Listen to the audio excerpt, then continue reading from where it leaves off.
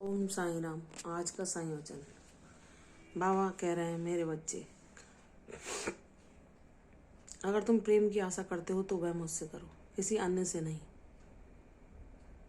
क्योंकि तुम अपना कितना भी सर्वश्रेष्ठ क्यों ना दो उन लोगों के लिए, तुम उनकी प्रेम पूर्वक सेवा करो, उनकी हर दुखी में उनके दुख को बांटो, उनकी हर संभव मदद करने का प्रयास करो, फिर भी वे तुम्हारे प्रेम के बदले प्रेम देने के लिए तैयार नहीं है। जाने दो मेरे बच्चे, वह सब स्वार्थी हैं, वे अपना स्वार्थ सिद्ध करना जानते हैं।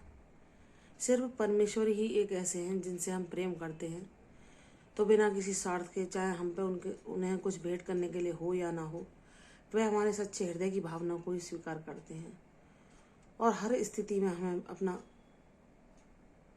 ऐसा प्रेम प्रदान करते हैं जिसकी तुलना किसी भी प्रेम से की ही नहीं जा सकती, जो एक पवित्र प्रेम और शांति पूर्वक ऊर्जा प्रदान करता है, जिससे जीवन की सर्वश्रेष्ठ खुशी उसी में मिलती है।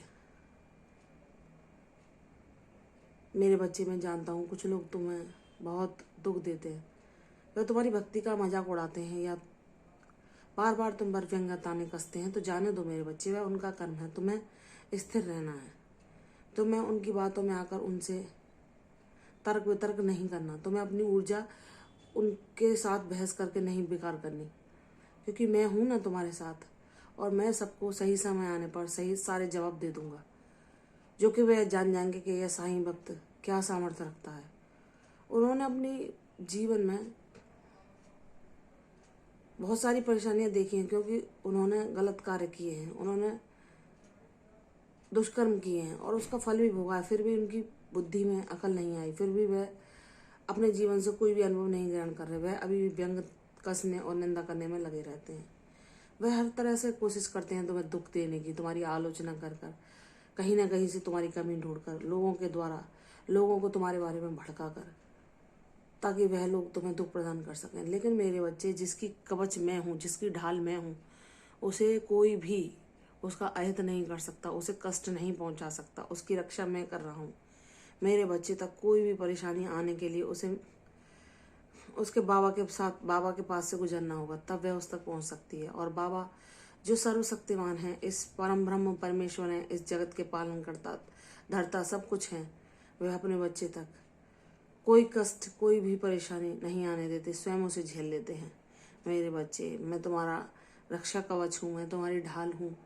कहने दो दुनिया को जो कहती है। अगर लोग तुम्हारी भक्ति की हंसी भी उड़ा रहे हैं या व्यंग कस रहे हैं, तो जानने दो, सोचो कि वह तुमसे ईर्ष्या कर रहे हैं। तुम भक्ति में बहुत अच्छा कार्य कर रहे हो और तुम सही मार्ग पर हो।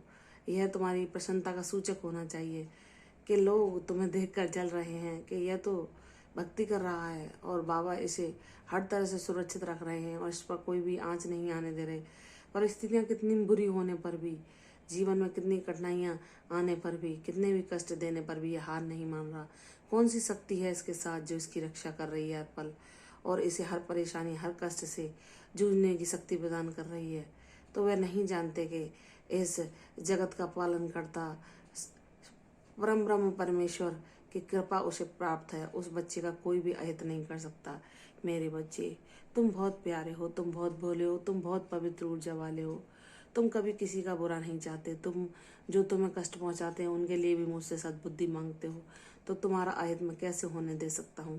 तुम्हारे परिवार की, तुम्हारी सभी समस्याओं की, सबके लिए मैं योजना बना रहा हूँ मेरे बच्चे, सबके लिए मैं प्रबंध कर रहा हूँ। बस तुम मेरी प्रक्रिया पर विश्वास करो, मेरी लीलाओं पर विश्वास करो और सब्र धारण करके प्रतीक्षा करो। तुम्हारा सब समय जल्दी आएगा। मैं मानता हूँ तुमने बहुत लंबे समय तक संघर्षों को सहा है, तो क्या तुम ये सोचते हो कि बाबा मेरी सुन रही नहीं मेरे बच्चे, तुम्हारे लिए सोचा है वो सबसे अद्भुत है, सबसे अलग है, जो जब तुम्हारे सामने आएगा तो तुम स्वयं जान जाओगे, और तब तुम्हारी सारी शिकायतें, सारी परेशानियां खत्म हो जाएंगी।